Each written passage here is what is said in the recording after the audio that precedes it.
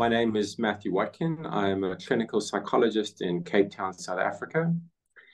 And I'm going to talk to you today about some of the first experiences people have when they start practicing mindfulness. And in MBCT, which is what I teach, the first session is entitled Overcoming or Getting Beyond Autopilot.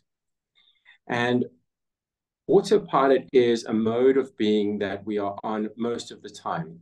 So if you just reflect back on your day, or however long it's been today, we woke up this morning, got out of bed, had a shower, got dressed and ate, drove to work. How much of that do you actually remember? How present were you during those activities?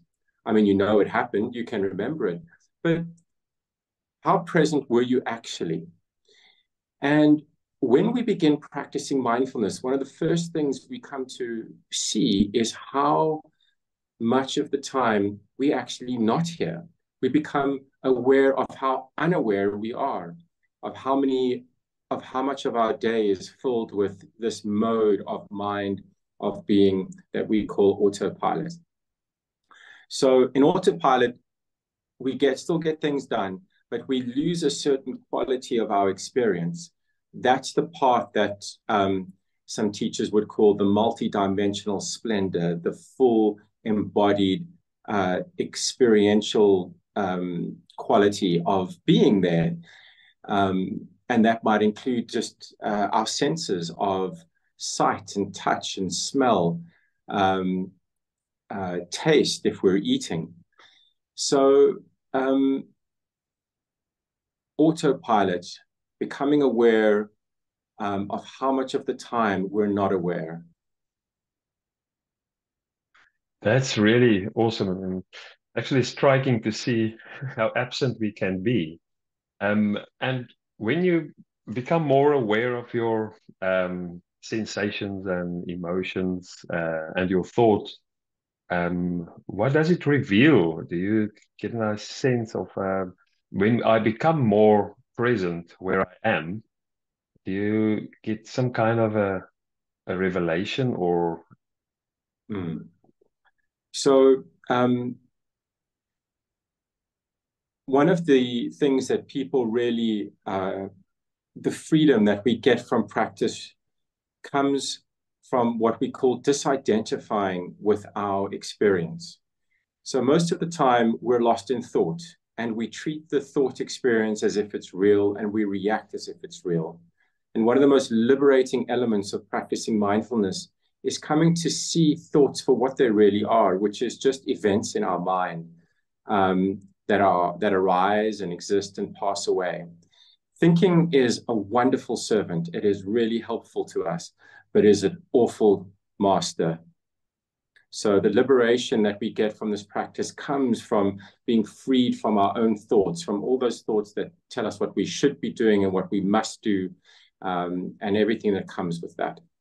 And their power, by the way, maybe just to add, the power of those thoughts is because they are moving through us without our awareness. It is just moving through, so we just kind of take them as fact. As soon as we become mindful, then we can step back from those thoughts and we can go, I've got a thought I must wash my car. But actually, do I have to wash my car? That's really profound. It sounds like as if you're using words that describes a distance between me and my thoughts. It sounds weird. I thought I did not have any distance between me and my thought, but seems to be I can be aware of it and then respond in a different way as I become aware of it. Yeah, exactly. It's I mean, a lot of people struggle to really see thoughts in for exactly what they are, and within the systems that we teach from, thinking is really just another sense. The mind's eye has thoughts, like our ears process sounds, and our nose, our sense of smell comes. Our nose processes smell. Our minds receive thoughts. We are not our thoughts. Thoughts are events that occur in a moment, and when we can see that, we can free ourselves from their tyranny a lot of the time, to be honest.